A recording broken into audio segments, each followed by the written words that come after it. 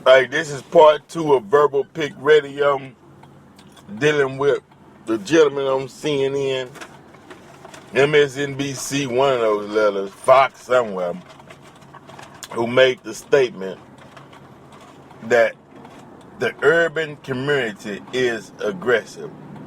Now, if y'all hear forgive me, I'm eating right now, but I had to get this in while it was fresh on my mind, so don't judge your brother.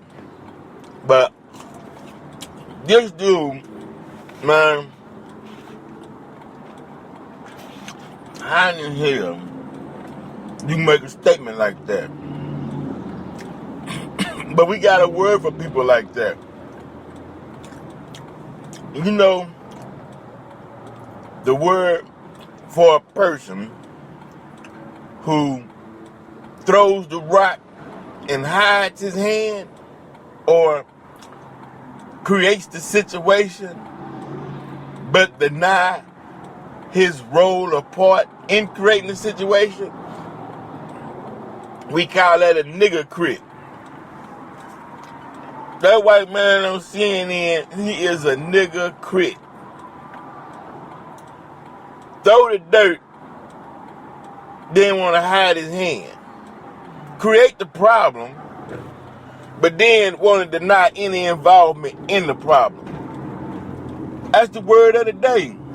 They nigger crits. That's all that is. He is a nigger crit. Hell, you gonna create situations and then don't want to own up to your part in the destruction or the devastation.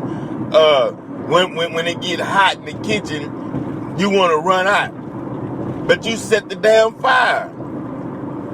That's what black people are trying to tell America. This is your invention. You created this aggressive, hostile attitude towards police in America. Hell, you can't beat on the people for 460 years, going through Jim Crow, the black codes, systematic racism, a fair integration policy, bad school systems, the disproportionate number of blacks being arrested to whites, and yet we make up a smaller population compared to whites. I mean, are you trying to tell me that America can send a man on the moon but can't see the part that they played in the destruction of black people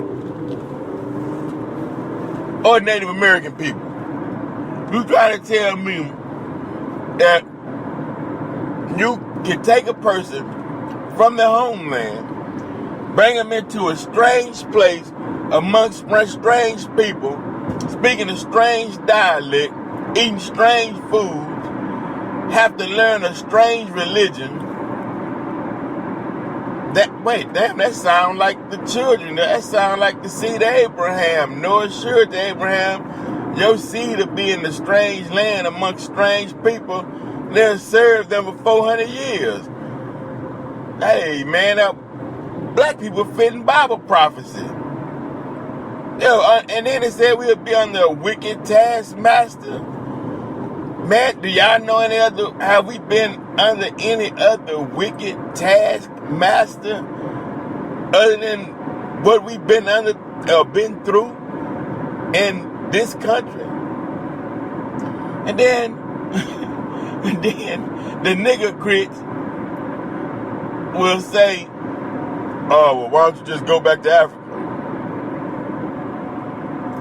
We told you we've been over here for 400 years. Lost the knowledge of ourselves, of our true names. Hell, matter of fact, we didn't lose the knowledge of our name. It was our names was stolen from us, and we was given a foreign name. Just like they did with the Hebrew boys, was Meshach and whatever. Didn't they do Abednego? Didn't they taking on different names, eating the king's meat? Swine, got black folk eating swine. All that's in the book. It's in the book, man. Research it. And the book actually comes out of the Book of the Dead. Wait a minute, man. They plagiarized the Book of the Dead, and you have the King James Bible. Melania Trump last night at the RNC plagiarized Michelle Obama's speech. Man, they've been plagiarizing and taking from us since they've been on this planet. This is nothing new, but if the silver lining in the cloud is, it lets you know that if you're gonna take, they take it from the best. There's plenty of the first lady's speech she could have lifted, but Michelle Obama. So there's some admiration in Michelle Obama, which validates Michelle Obama's strength. Strong black woman. Now, that's what we talking about. Yeah. Now, that's what y'all need to address and show your daughters. Black woman so strong that the person who could very well be the next first lady had to use part of her speech in order to electrify 35 million people. Is that powerful or what? Everybody, every black female should go back and study and listen to that 2008 speech Michelle Obama did at the Democratic Convention. Go analyze and dissect that. Go check. You gotta check that out, because it's power in it. Not because Melania Trump gave it power by lifting portions of the speech. It's power in it because a black woman delivered such a magnanimous speech until people had to lift it. They say that what is the flattery? The best flattery? When someone does what you do or did, and they emulate it, that's the highest form of flattery. Look the definitions up. So, hey, this is where we at today. Now, back on the nigger crit,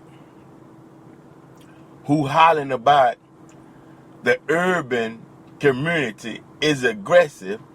You can't throw a blanket statement out there and not give the mathematics or the reasons on why you feel the urban community is aggressive.